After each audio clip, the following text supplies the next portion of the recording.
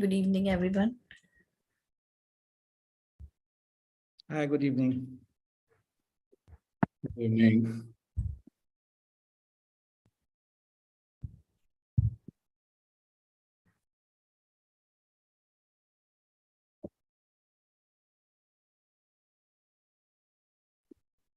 We are just waiting for one more panelist, Mr. Ashish Anand, to join, and then we can start. Meanwhile, just for your information, we are having all the panelists on this Zoom link, and the session is being live streamed on our virtual Hive platform. So the delegates are all listening to you on the virtual platform. So if the moderator permits, we'll just wait for another minute and then we'll start the session. Is that Sure. okay? We'll just wait for Mr. Anand to join. I'll just check with him once. Okay, Rolly, did you get my presentation? Sorry, Anand made me feel guilty this morning. I've received your presentation, yes. Do I show it or will you show it? As you're comfortable, you can share it on your own. If there's any issue, then we'll share it from our backend. So it's easier for you to take us through the presentation if you're sharing it on your own. Yes. So Rory, just to check, Genevieve will have the presentation. Did I pronounce your name correct? Genevieve. Genevieve. Okay, sorry. That's okay. So Genevieve will have her presentation. Anil, will you be also presenting? I'm flexible. I have the presentation. If it's an open conversation, I'm happy to do that. Again, I would rather make it very, open-ended. I'm happy with either ways. Whatever you suggest, Anand, I'm happy with that. Yeah. As shared in the mail, we have 5-7 minutes. If you would like to run us through a presentation, it will also be okay. And then probably we can make it an open session. Yeah, that's not an issue. Yeah. Sure. Eric, how about you? Yes, good evening for everybody. So actually, I don't have presentations. So I would like just talk about the topic that it was shared today. So if it's a clear for you, then I just talk and tell our experiences about this topic. Sure.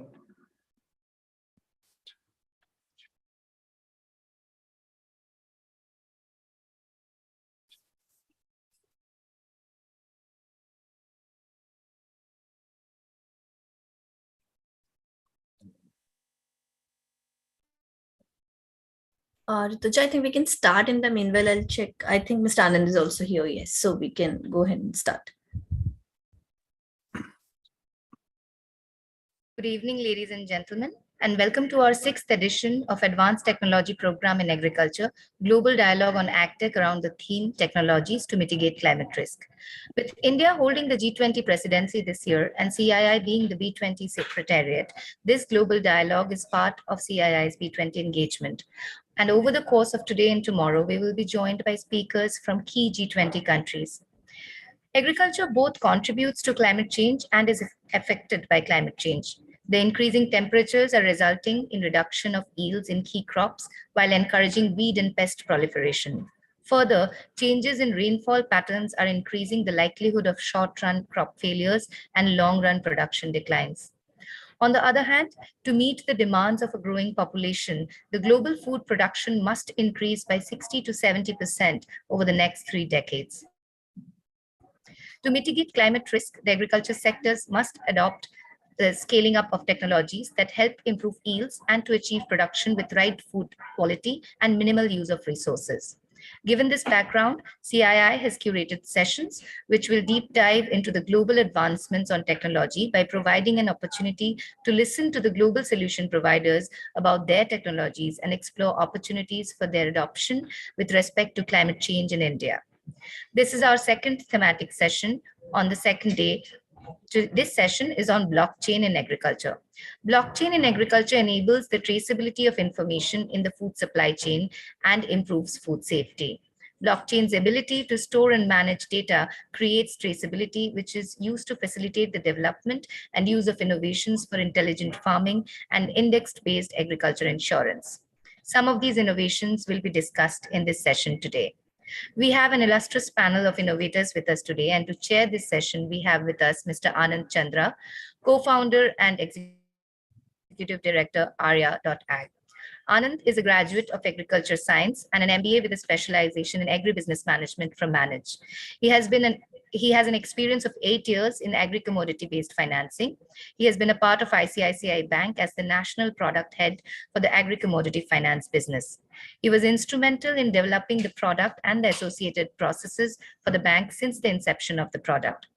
Anand has been part of the prestigious Accessing Global Markets program at Cornell University.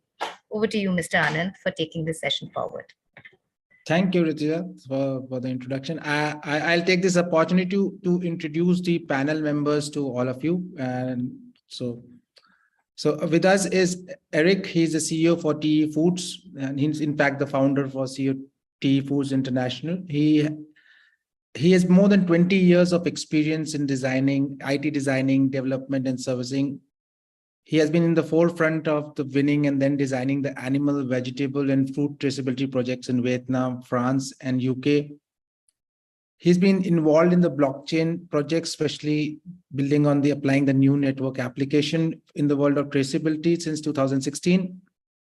So in the company, the TE Foods provides full spectrums of solutions and tools to enable supply chains to track and trace their products. They are tailor-made. The data sets and the technical environment provides a secure and a scalable solution to improve transparency. Welcome, Eric, to the forum. Our second panelist is Ashish Anand, name known in the warehouse receipt finance blockchain development. So he has driven a financial inclusion lending platform for farmers using the blockchain technology. Ashish was working upon Credit Mart, an online lending platform for small and medium businesses. His company uses an innovative financial product, warehouse receipt loans, for enhancing the income of the farmers and simultaneously reducing the risk of the bank. Welcome, Ashish, on the board. So then we have Genevieve. She is the CEO and the principal founder for AgriLedger, an award-winning blockchain solution company offering equitable and sustainable solutions to challenges being faced across the agri value chain. Talking about AgriLedger, it's a blockchain system provider focusing on agri supply chains, trying to address the growing population and global food supply. Welcome, Genevieve. Then we have Anil. Anil Nadik is an electronic and communication engineer. He has more than 18 plus years experience working in the IT industries. He has worked with companies like Infosys, British Telecom, before co-founding Jivabhumi, which is a safe food social enterprise in 2016. He's very passionate about safe foods farming and want to make an impact on the agriculture ecosystem. He's a co-founder of Tracex Technologies, which is building digital agriculture platform for a connected, transparent, and traceable agri and food supply chain. Welcome, Anil. Thank you, Anand. Thank you. So just to talk about blockchain, which is the topic for discussion today, what is blockchain? Blockchain technically is a advanced database which is more transparent and brings about sharing of information within a business nature. The advantages with it is immutable ledger and recording. It's a central database which can be distributed. One of the biggest challenge from the Indian context, which we see in the blockchain, is the adoption of the technology. So as we move forward, we will pick up the brains from our other panelists as to how things are evolving and how do you ensure the adoption happens, and also what is happening in this field currently. So we will start with Eric first. And my question to Eric, since he has worked in building traceability solutions for fruits, vegetables, and animal, which all together are different verticals in itself. So how different, Eric, were the challenges in building these traceability solutions for either of the categories? So thank you very much for the invitation, and thank you for the nice introduction from your side. So actually we are doing traceability since 6 or 7 years already, in the food category, in the food industry generally. So we have collected already a lot of experience and even the challenges. So generally, if I have to talk about the challenges, how to implement traceability in the food sector, in the agriculture sector, I would tell the first of all, which is the most biggest challenge, to find, let's say, the right stakeholders, and within the stakeholders, let's say, the contracted partner, who will the biggest motivator in the stakeholder, in the supply chain itself. On the other side, who will give the incentives for all stakeholders to participate in the traceability. It's a very important and big challenge, actually. Secondary, when we are doing the traceability, during the implementation, we are realizing that all the supply chain members are coming from different, let's say, IT culture. They have different systems, they have different knowledge about the IT. And when we are talking about traceability, we are collecting data, production data, growing data, packaging, logistical data, and we have to ensure that all the participants, all the stakeholders within the supply chain are able to share the data with the traceability system, actually, with the blockchain system. So this is a big challenge, how to harmonize the stakeholders and the participants and the supply chain members, that all they are able to share and collect data and record the data in the blockchain system. When we are talking about the different categories like fruits, vegetables, and animal categories, here the different challenges are, again, find the right stakeholders and define how deep we are going down with the data collection. Deep means how widely we are collecting the data. Let's say when we are talking about the fruit and the vegetable sector, and we are doing farm to table traceability, means from the farm, the raw material we produce, after the production or the processing, packaging, logistical companies, and the end of the process is the retail, where the product is sold. So this is the usual, let's say, stakeholder structure: farms, processing companies or organizations, packaging, logistical companies, and the retail or the markets, traditional markets or the supermarkets.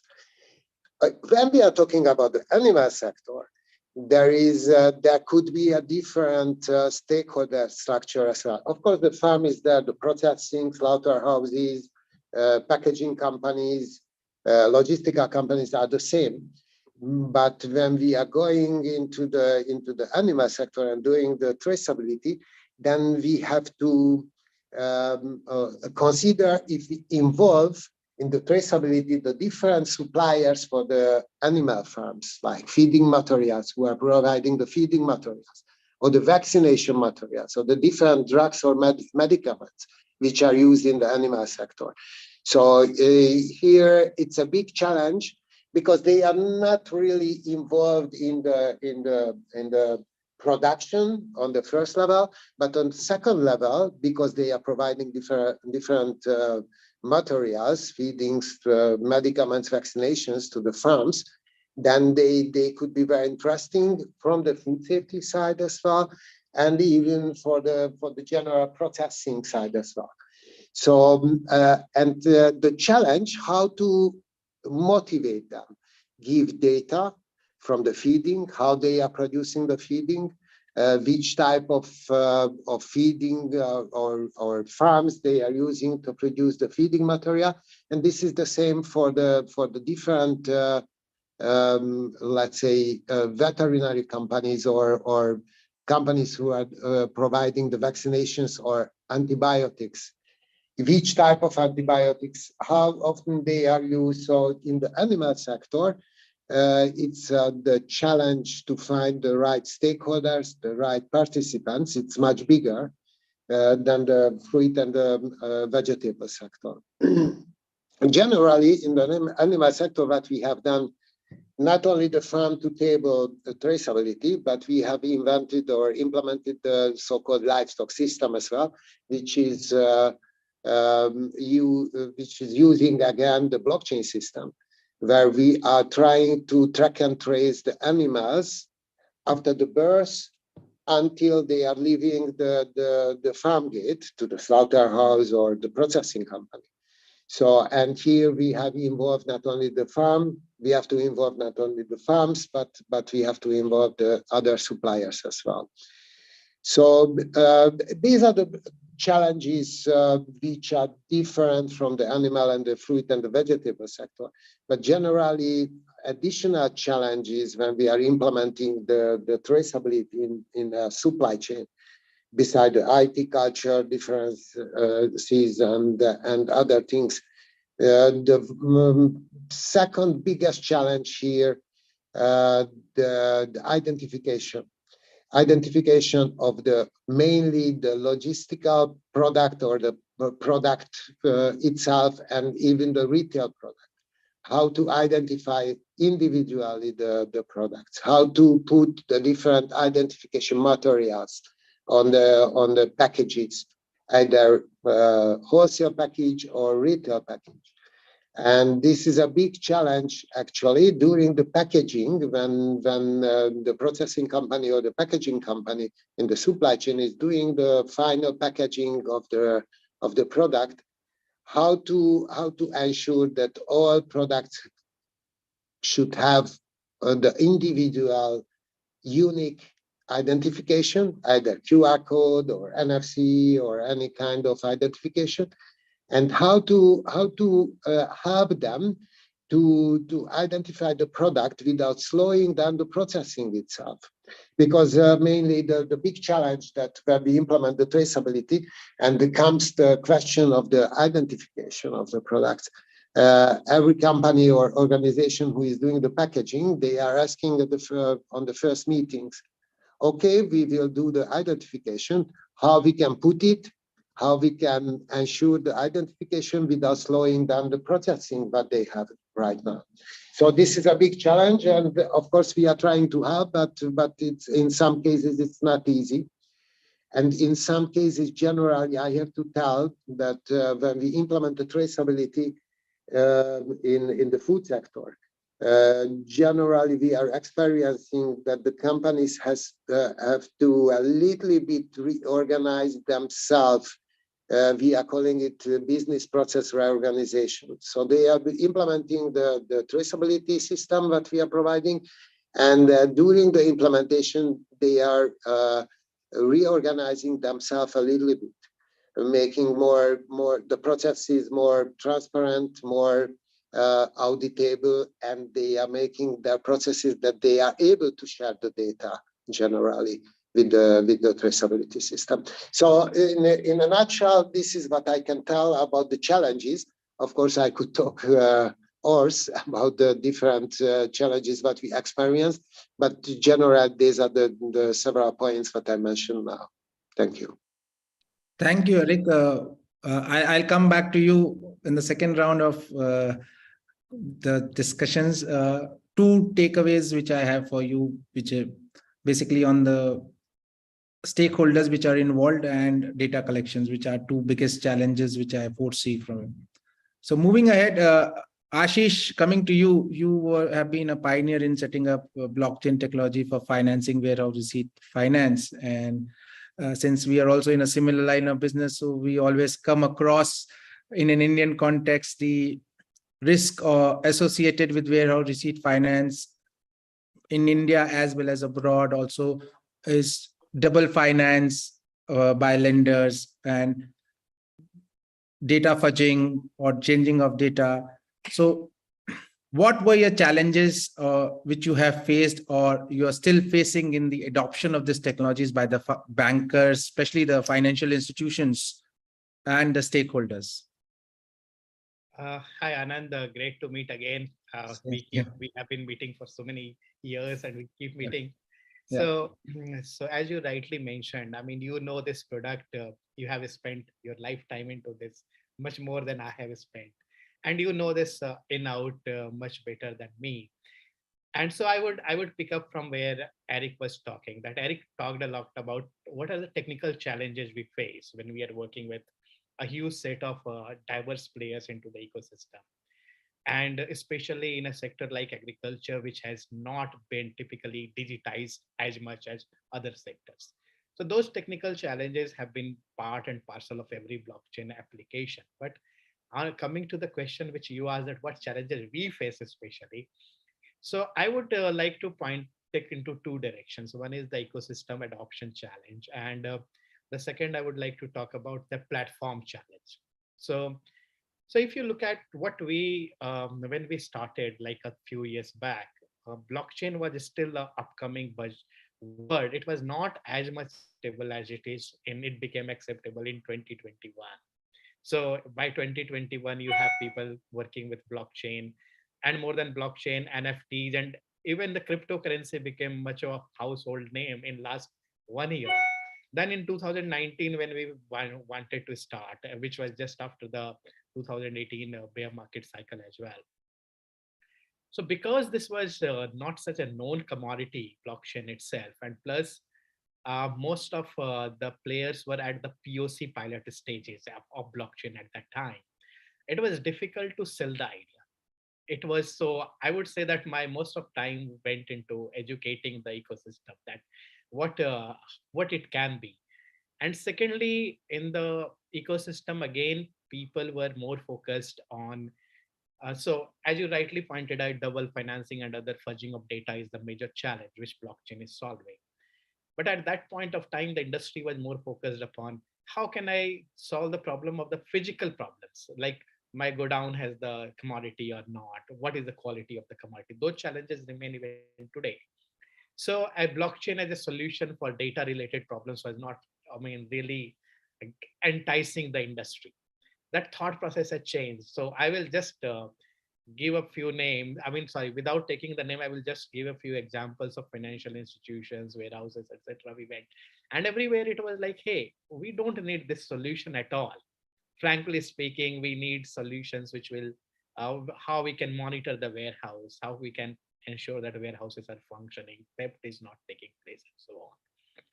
And that is what the major focus was, whether you are from a collateral manager industry. So in collateral managers, we had similar response, frankly speaking, from organizations into the collateral management sector. From the lenders, it was, hey, we are anyway working with collateral managers, why we need world to come into picture at all. So those were the challenges which we had at that point of time.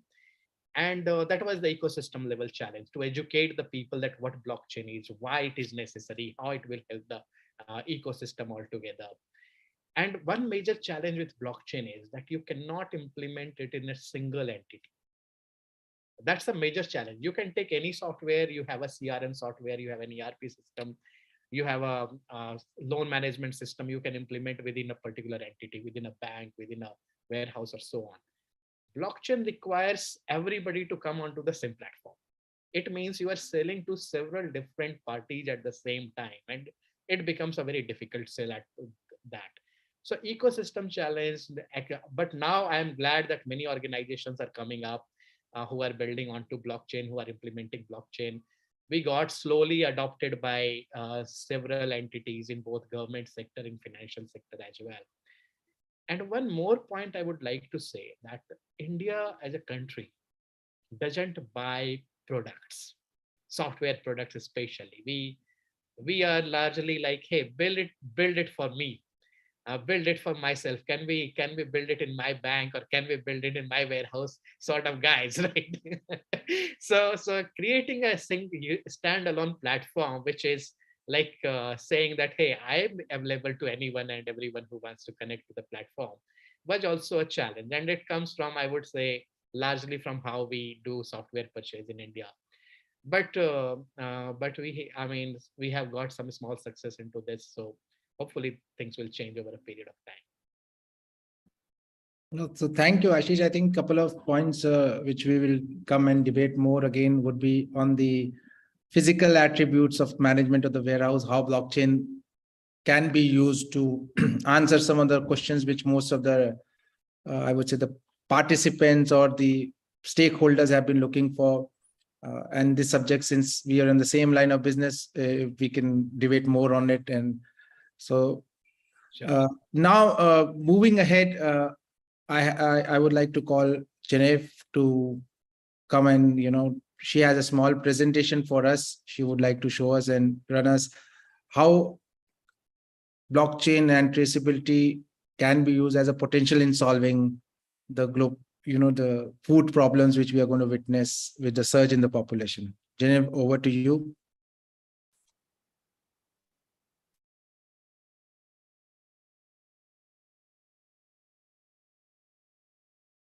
Jim, I think you are on mute. We can't hear you. Exactly. That was what I was trying to do to get myself off of mute. So good morning, everyone. Thank you very much. And I hope you can see my screen. In the last 4 now it's almost 4 years, I've been working in the implementation of a value chain. And I'd like to sort of bring it to where it needs to be. It is really about value chain rather than just supply chain. One of my thesis is that a supply chain is getting something from point A to point B. And it is important, but we don't really pay attention then as to what happens in between that getting those points. Versus a value chain is also understanding what has happened, the quality, the quantity, and being able to make decisions. So after the Haiti project, one of the things that we looked at is the biggest challenge that we had was how can you really now empower by creating the right financial models in there. So really this is looking, so the challenge is that many of the smallholders have to sell immediately because there isn't the right storage and everything else, and the prices end up going down because everybody are selling at the same time because there is a need to obtain liquidity. They need money to pay for their other food, for their children's school, everything like that. So this is a common problem. Now, the challenges are usually around storage, the fact that the farming practices that they're using are not there. They don't have the right information. So information as if there is a bigger need than they realize, they have no idea of the prices, and then they don't trust themselves. And there are intermediaries in between which are not adding full value. Yes, I do not believe that we should be getting rid of intermediaries because they do provide the right networking or relationship management, but many also are in between just as speculators. And finally, the financial transparency is something is missing. And these are things that we can address using blockchain technology.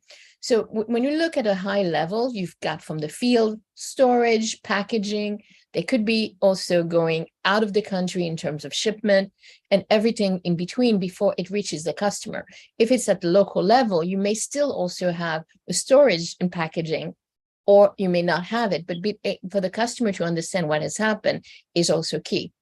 So for those of you on the panel, of course, you're very much aware of this, but one of the things that needs to be done is if we look at a beans, the farmer basically is harvesting, then there's an agreement, usually pre-contract, he brings it in, they are packaged and transported to the silo, there's money to be paid to the silo, they're stored for the market value growth, payments made by the buyer, all these things makes time.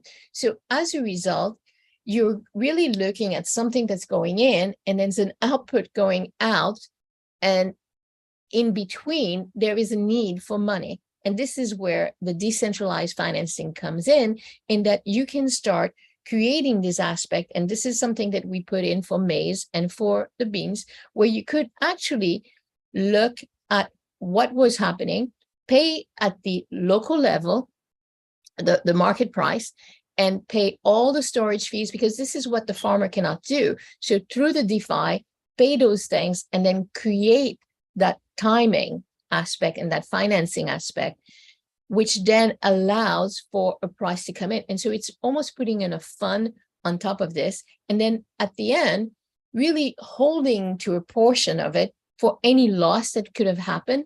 And basically spreading the risk in ways and spreading the loss in a way to where the farmer receives more.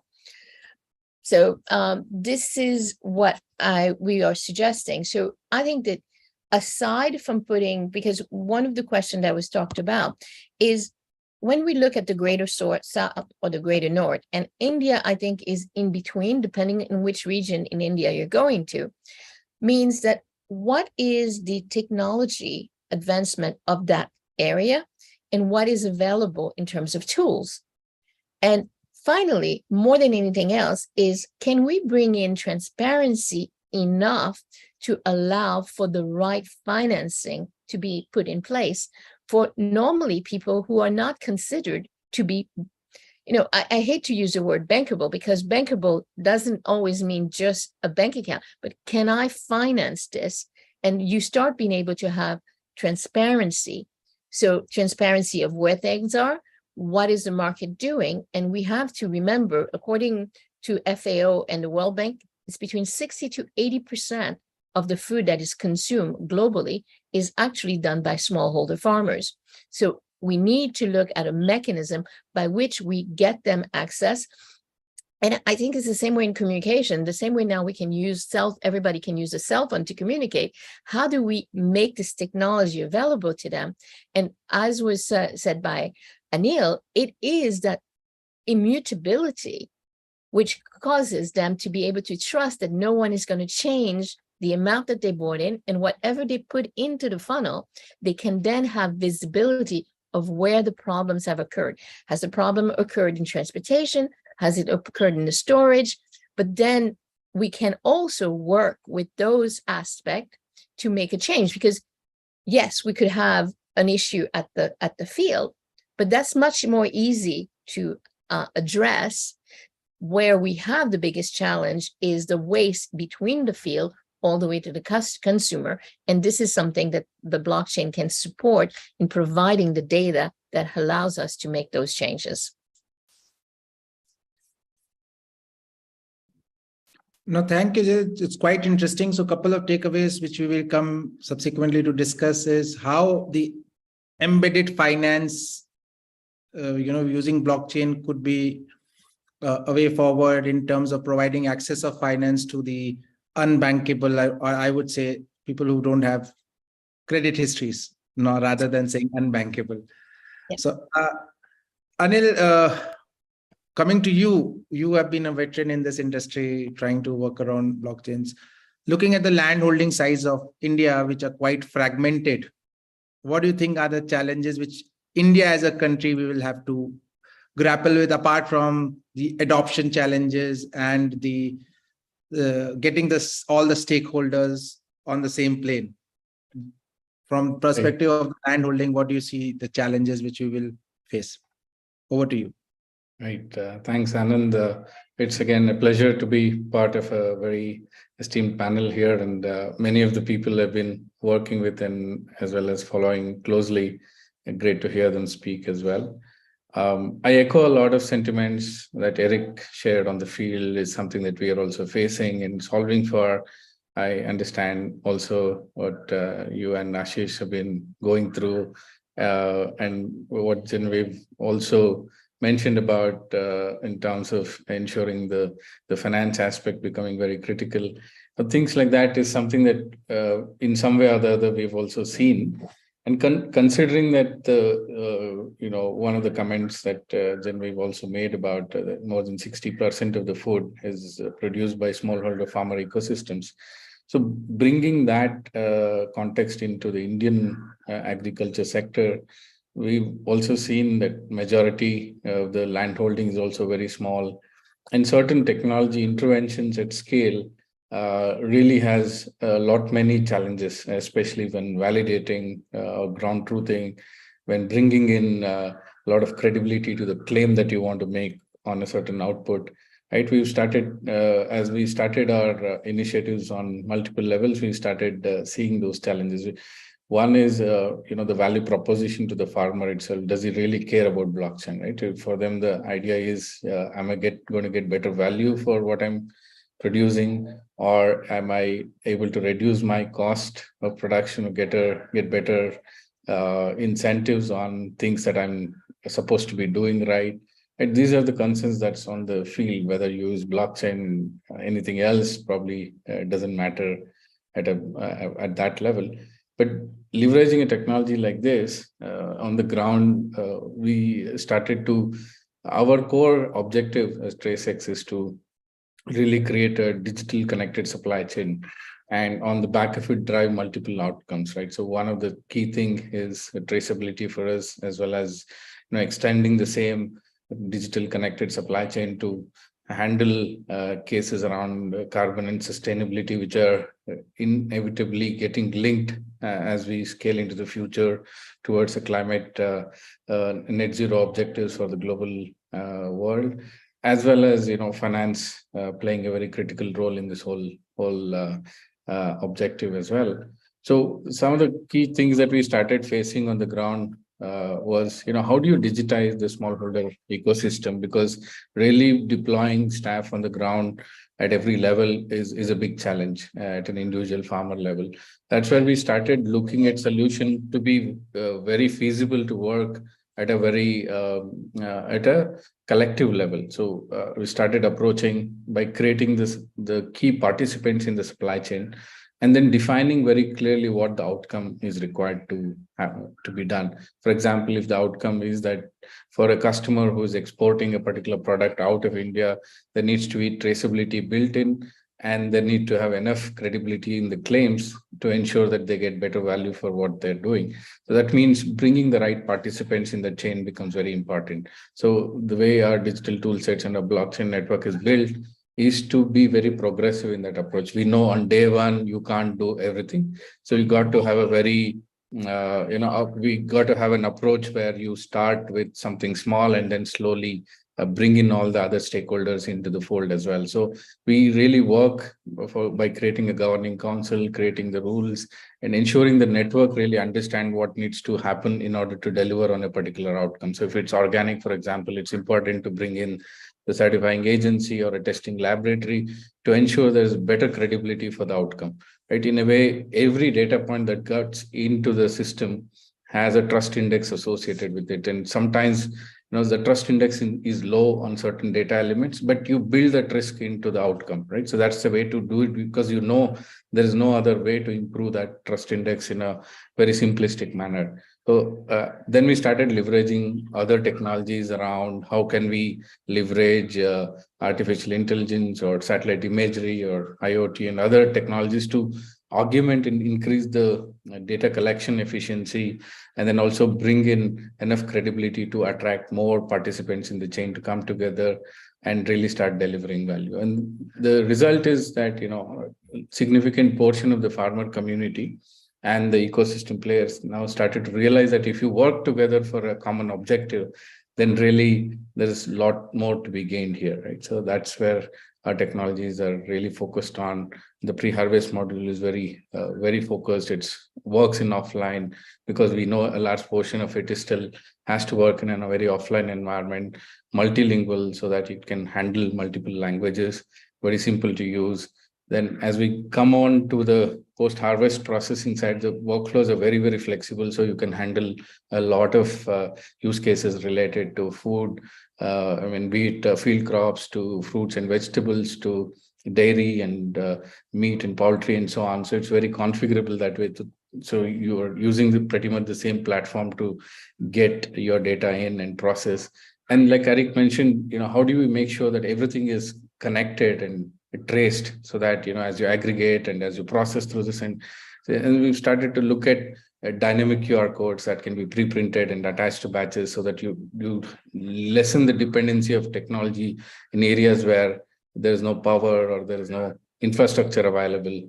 And how do we start doing this at scale for some of our enterprise customers, where we integrate seamlessly with their existing infrastructure, right? So these are things that there's continuous innovation happening, and we're also learning from the whole process. But as a result of it, even working with governments, for example, seed traceability we've implemented for one of the large state governments, where we've been able to eliminate spurious seeds from the market, right? So that's a big win, but it's definitely like a small step in that direction that's helping us move forward. So I'll stop here and come back and take the conversation forward. Thank you.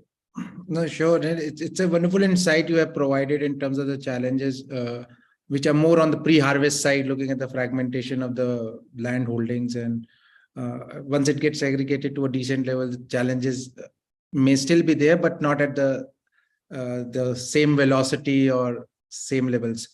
So coming back to Eric, Eric, you have mentioned that the stakeholders, getting the stakeholders on board and getting all those IT systems all on board and creating a common system. One way is the stick approach, where we policymakers come and put a mandate that this has to be done. And what, according to you, would be the carrot along with the stick?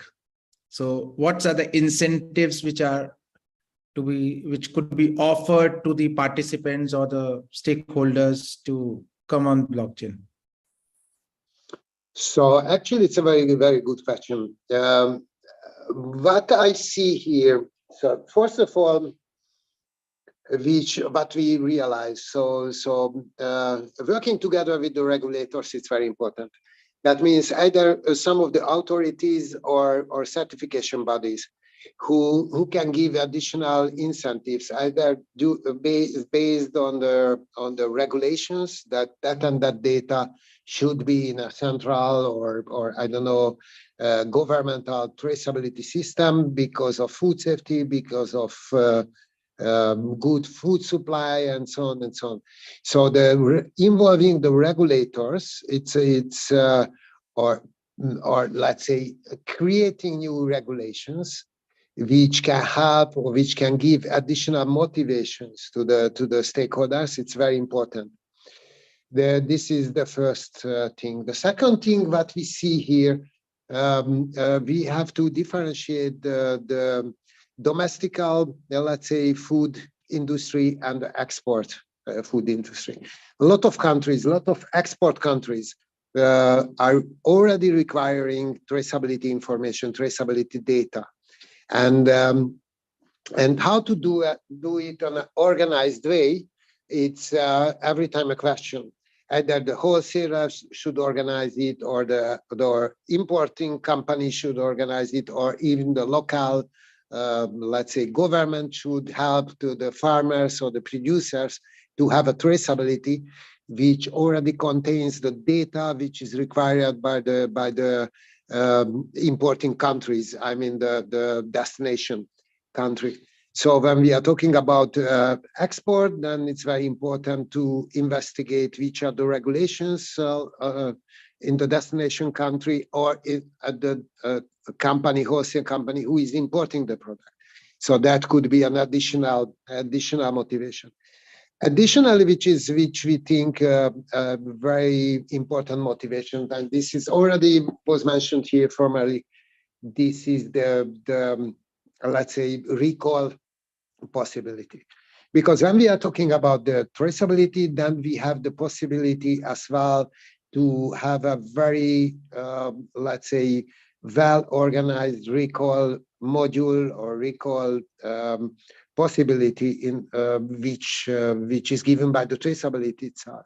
When a food or a package or a pallet or something is already contaminated, has some issues, then with the traceability, it's much easier to recall the product, and much the whole supply chain can produce much less food waste if we have the traceability in the system, because we can exactly tell which is the product identifier or package identifier which should be recalled from the retail or wholesale.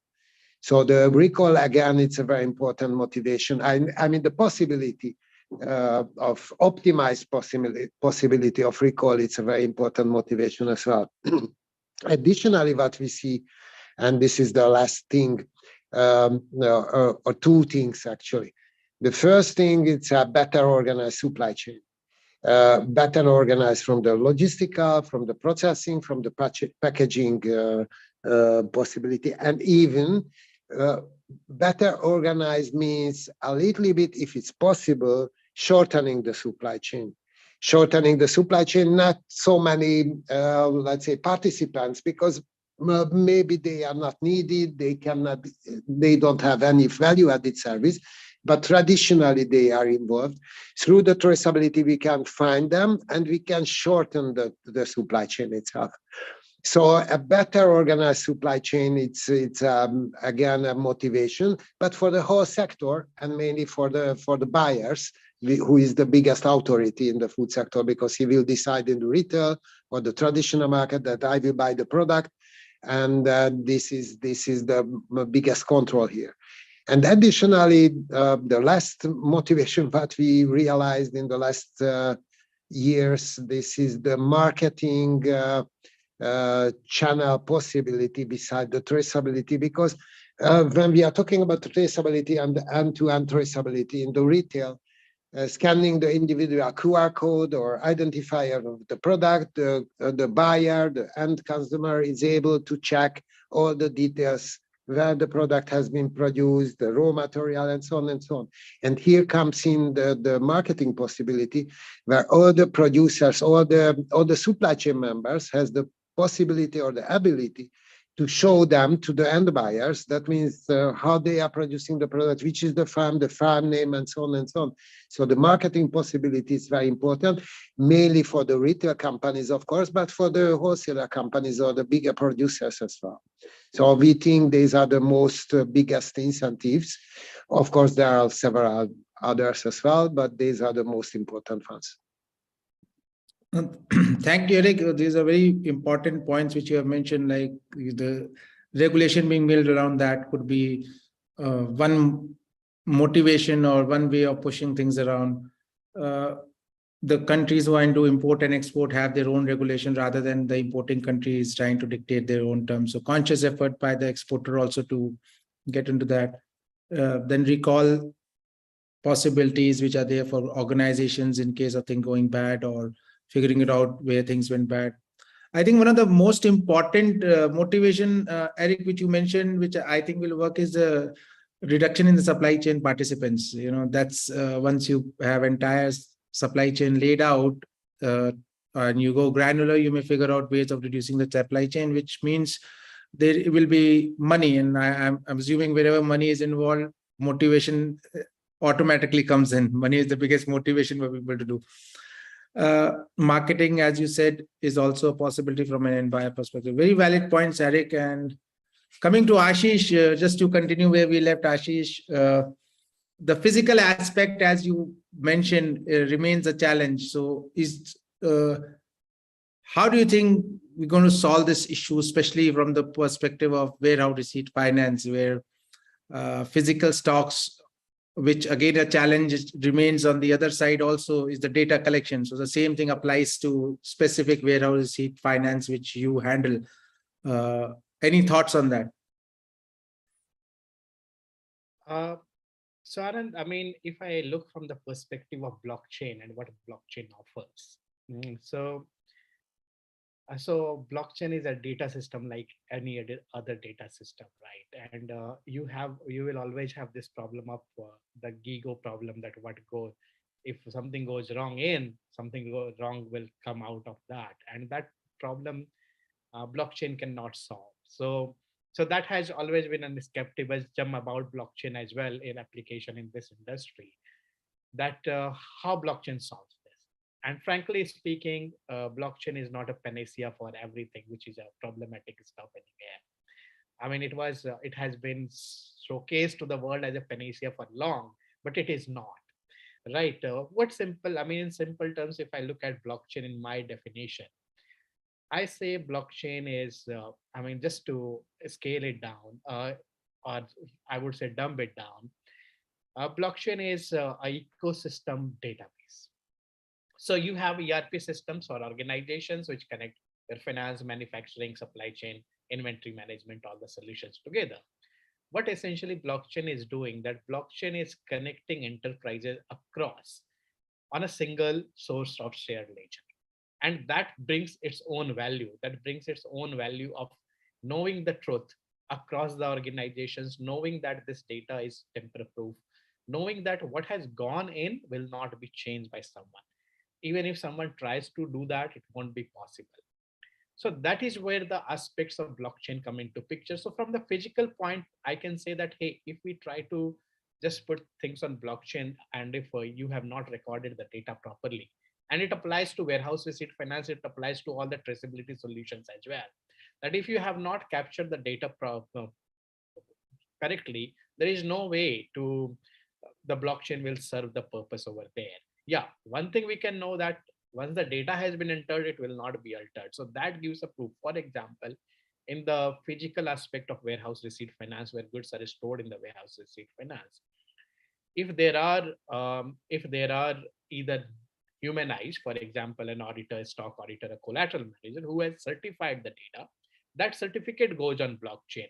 So we know that this particular certification was done, and this certificate stands at that particular point of time correct when it was uploaded, and it will never be altered. So that is the assurance that blockchain brings into picture, that hey, if the auditor, if the stock auditor has given a certificate, if the quality assurance team has given a certificate, that remains correct.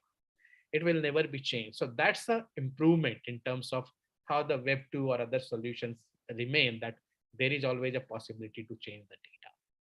But we need data collection mechanisms which are not which will be beyond the blockchain. So you can apply several data collection mechanisms. The problem is that they come with a cost. So either you have a human eye, which comes with both cost and risk, that the human might not maybe having other incentives to provide a wrong data, or you can have machines which come with a cost and which can provide the data. So what we have also worked upon, that we have applied certain technology solutions beyond blockchain, which where what we did, that when we realized that the industry is not willing to pay the cost of sensors or something which are high cost hardware devices, then we have built certain machine learning algorithm which try to do the same job in a different fashion. For example, if I am giving a loan against a warehouse receipt to someone in the agriculture, against the inventory that is deposited in the warehouse, can I make sure at least that the commodity is in the warehouse when the loan is being asked for, or when the deposit was made? So that is where we brought certain technology solutions which are beyond AI and which are beyond blockchain, and which are using certain AI based mechanism as well to capture the data, or to prove the same data in a different fashion. Can we know that, hey, the goods are there at that point of time? Can we know that, hey, if say, for example, if by mapping the blockchain across the ecosystem, what we have been able to do, that some aspect of the physical frauds which used to take place, for example, we have seen cases where the capacity of the warehouse was X and lending became several lakhs in the warehouse. That was related to physical fraud. At least those sort of things have been stopped using blockchain. So some part, for example, what's the quality, etc., we will need to rely upon other technologies, whether AI based technologies, IoT solutions, and so on. And some parts of that will be assisted just because the blockchain is bringing all the ecosystem together. No, very, very valid point, Ashish. Just to add, I think since we belong the same sector, so I also have some views. I think the way to answer some of the physical aspects would be to integrate those cameras, monitoring devices at the warehouse to the blockchain system, so that people can log in and see the stocks which are physically there or not. And we are fully with you in terms of data collection and garbage in, garbage out policy, which is a big deterrent, which is the biggest challenge which we have to see. How do you digitize that part of it? No, but very valid point, Ashish. So Ashish, just a follow-up question. How difficult it is to pass on the cost of blockchains to the consumer? Actually speaking, the cost of blockchain is not additional. The cost saving of blockchain is quite high. I would say, given a simple example. Today, when lenders give warehouse receipt finance, we all know that 95% of warehouse receipt finance in India goes to the traders and the millers. No harm in that, but it doesn't go to the farmers. Anyway, our total outlay is less than 1 lakh crore rupee out of the total 15 lakh crore rupee of agriculture finance, and less than 5% goes to the farmers. Why it's so? Why is it so? Because the banks find this case that giving 50,000 1 lakh rupee loan to the farmers is very cost prohibitive versus giving loan of 3 crore rupee, 5 crore rupee to a small, medium-sized trader. And that's where what we see that using a technology solution like blockchain makes the cost of underwriting to the smaller segment, to the small ticket size loan, to the farmer segment, even to the small and marginal farmers of India becomes very easy. We today work with one bank which has 0 branch. So entire farmer financing we are doing through that particular bank, and that bank is lending without any and we do this lending within near real time system. On the same day, the farmer gets the money into the bank account after making the deposit into the warehouse as well. The bank has 0 operational cost for doing entire thing. So that's what we are doing, that hey, the cost of building the solution is not additional. It is reducing the cost of underwriting for the bank. It is reducing the risk factors for the bank as well. And if we look from both these perspectives, the cost of implementation is lower than that. Secondly, what we also did that because we are creating a new market for the banks, which is a small and marginal farmers market. So it means that along with the cost reduction, we are also creating new markets for the entities, which is again for a bank to create new markets, putting the branch, putting the manpower is a cost. So essentially speaking, I would say that technology is reducing the existing cost and not bringing new costs. It's net cost saving for each and every participant, including the bank and also the consumers. So the cost should not be a factor to be worried about from such sort of a technological innovation. It's not an add-on cost. It's a huge cost saving, actually speaking. No, very valid point, Ashish. I think as a country, we look tech more as a cost rather than as an investment to make things, streamline things. And the inertia for people to move from physical or manual to tech is always the biggest challenge which we come across irrespective of whatever technology. So it's like if COVID was the answer to a lot of implementation which has happened in the tech side or the attention which it has got. So push has literally become a shove. So with this approach, we are fully with you in terms of the costing, which is not so great in terms of the value it provides and even the cost reduction it will provide. So Janev, coming to you on the supply chains exercises which you have done, what do you think are the principal tenets of blockchain on which the supply chain should evolve? So the first thing is I'd like to say something probably which is going to be revolutionary here. We need to stop talking about blockchain.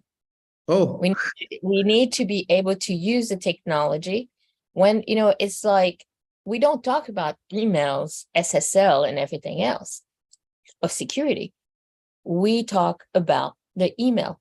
So we need the technology to mature to where it's providing the outcomes without having to say what technology there is behind. So what we want is trust. We want what happens to not that people cannot change it. So, and we want financing to happen. And we need this. We need most players to participate and to put their data in there. We didn't talk about certain things in there, which is also one of the things that blockchain does bring in is not only immutability of data, but also security of data to where if it's my data, I can actually, and this is why we need to sort of say, which part of the technology are you using? Are you using a permission base? Is data staying private? So those are all the questions that we need to answer. And we're not going to get the players in industry to participate until they know that my secret information remains secret, but the information that is necessary to move the product from point A to point B is actually provided in a secure manner, which brings in also this aspect that Eric brought in terms of government, phytosanitary, all that information is encapsulated, but it doesn't need to be seen unless there is a problem. So what we need to do is to start having a technology that others can trust that they can use and demonstrate. It's great to be able to demonstrate this, and then people will start participating. The other big thing that I say as a challenge is that we want to empower the individual through this technology, which means we need to empower the producers.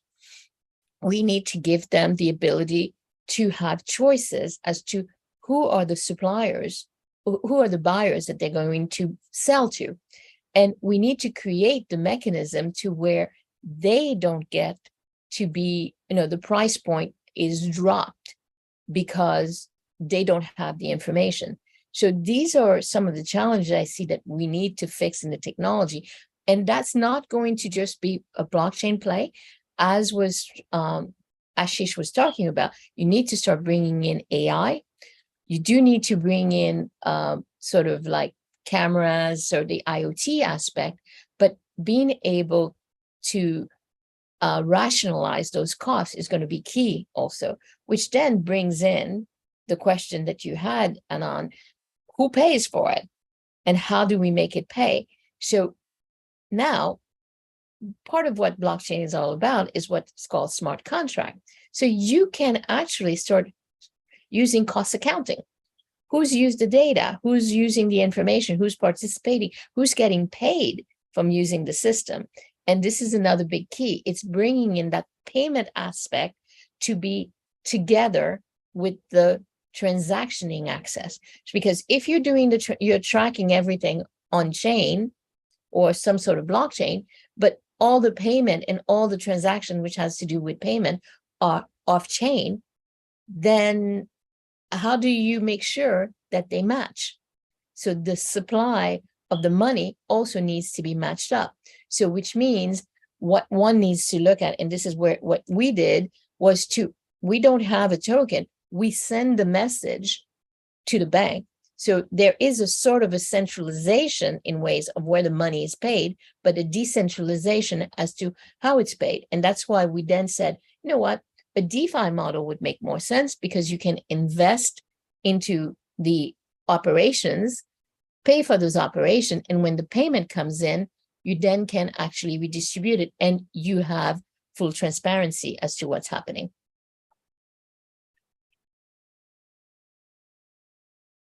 No, very valid point, Jave. We should stop talking about the technology, and I think let's the results do the talking or the advantages it has with it. So Anil, coming to you, we've been talking about digitization at the farm level being a bigger challenge, and then pre-harvest again tracking is.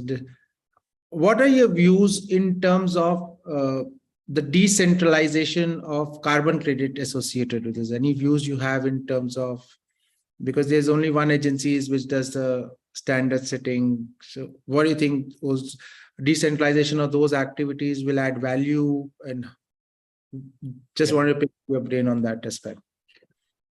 Great. I think there's certainly a lot of noise around carbon and sustainability, rightly so maybe, but also given the current situation, there's also big gaping holes in how everything is organized as of now.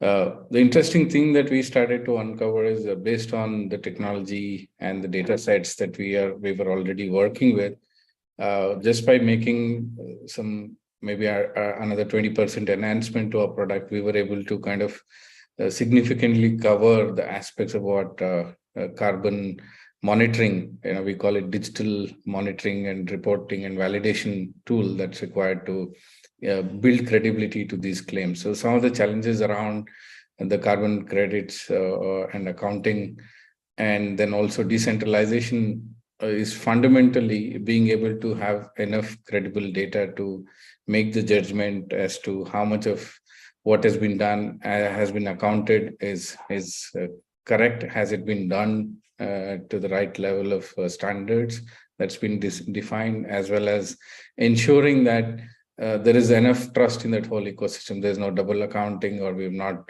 forged the data, or there isn't a huge significant overhead in monitoring and auditing itself that really makes this very hard to scale, and also prevents the real beneficiaries from getting the real impacts and so on.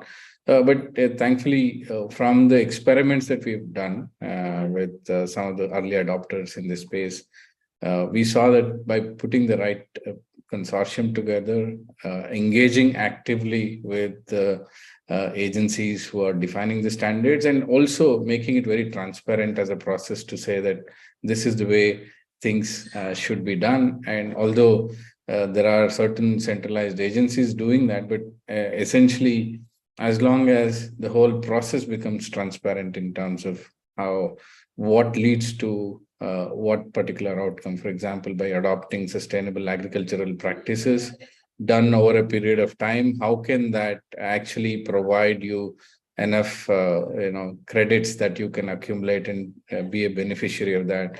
And certain things which are more common, because in the carbon space, there's a lot that happens at a community level. So how can that benefit be tracked at a community level so that we can ensure that the community benefits as a large? And these have been very deep level of discussions that's been happening around monitoring carbon emissions, tracking, as well as credits, ultimately, tokenization, or be it whatever credits that comes out. And also we also saw some challenges around, like you mentioned, about decentralization, where by creating the right governing council, we believe everybody's views have a place on the table, right, or a seat on the table, so that as we scale and grow, we have a more participative approach to this, rather than just somebody defining it to align to their own private objectives, right? So this also we've started to see, when we started initially building private permission blockchains for smaller organizations, the network effects started to come into play. For example, for coffee, we started working with typically a consumer-driven companies who would want to show the provenance of the product and all of that to a consumer.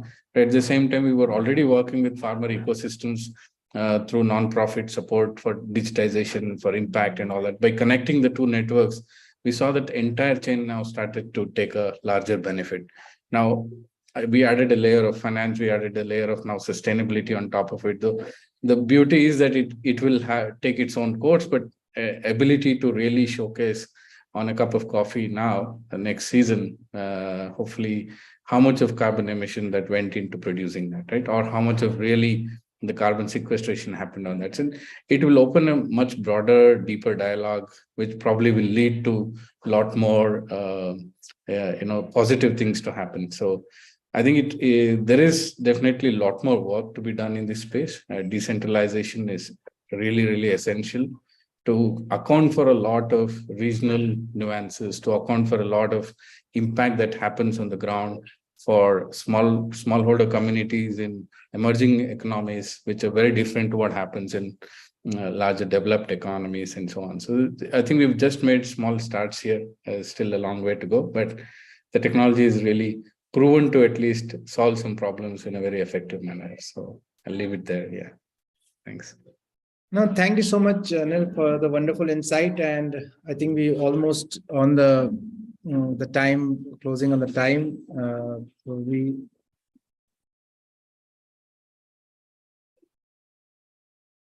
You're on mute, Anand. Sorry. Yeah, I think I just by mistake clicked on the mute button.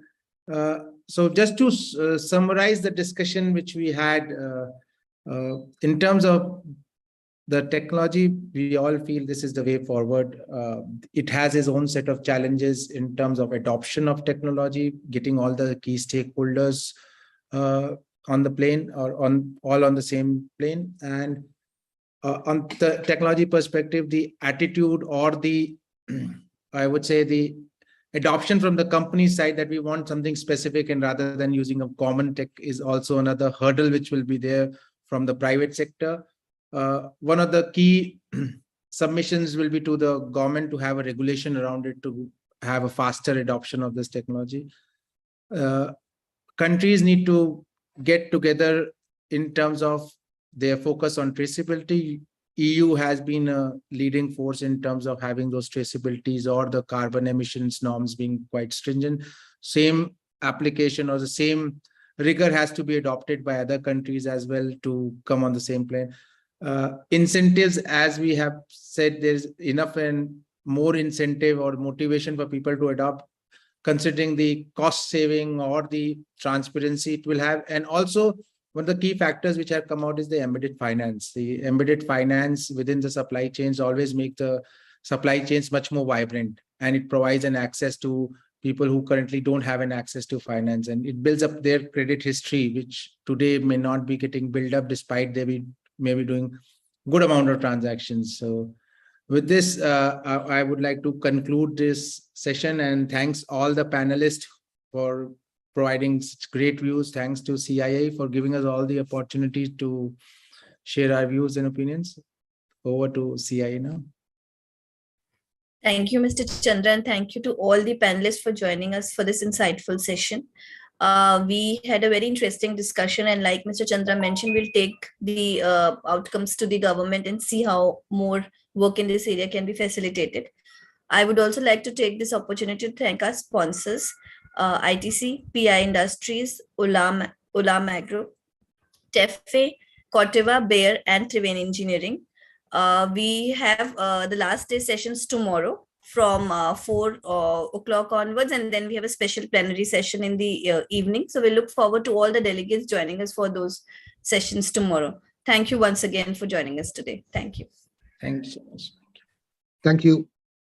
Thanks everyone. Thank you, Anand. Thank you. Wonderful. Thank Take you. care. Thank you very much.